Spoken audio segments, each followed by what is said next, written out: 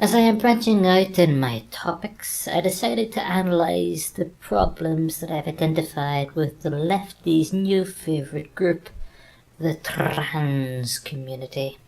I'm using the word community in its loosest possible term, of course, as this group are not very cohesive and there are a lot of contradictions. Also, estimates are that trans people account for less than 0.3% of the population.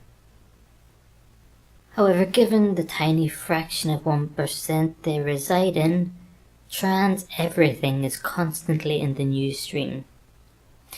This is due to the fact that the GLB lobby decided to adopt them as their new frontier of rights championing. Given the fact that the homosexual population of Western society has been granted numerous rights and protections, they needed to find a way to stay relevant and keep their funds coming in. The problem faced by these lobbyists was that the profile of the trans people had to be raised, and so one of the major tactics they decided to use, that had helped them enormously in their causes previously, was, if you say anything against this group, you are X-phobic. Unfortunately, given the political climate over the past several years, social justice advocates and social justice warriors are more than happy to mindlessly take up a cause they see as righteous.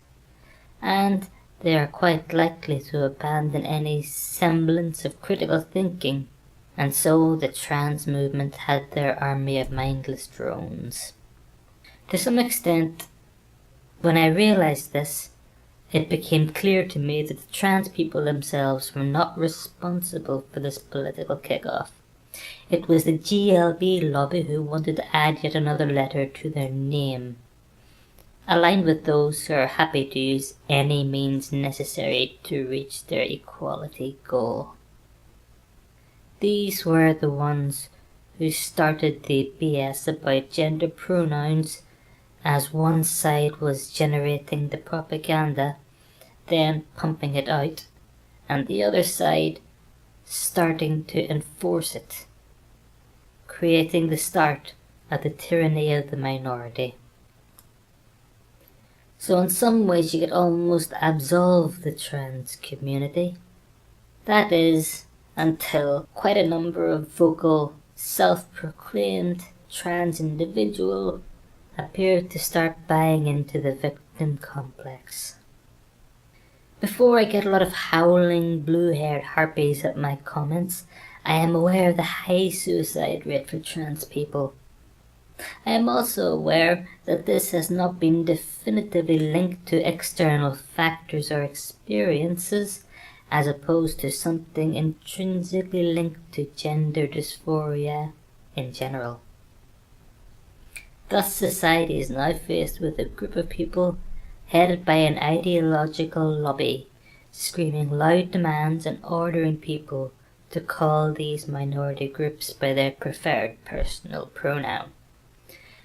However, from my point of view, a pink-haired trans person forcefully demanding to be called Zir reminds me of a different scenario.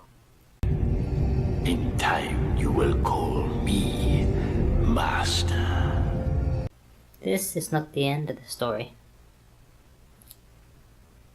Like all tyrannies, society can only be pushed so far before a revolt is inevitable, and it is already starting. Technically, it was only a question of time, where a demand is too great or an event occurs that is too big to ignore, no matter how much the press is on your side. I am looking at signs of a backlash, and I do not think the trans community will come out on top. But that part will be covered in a later video.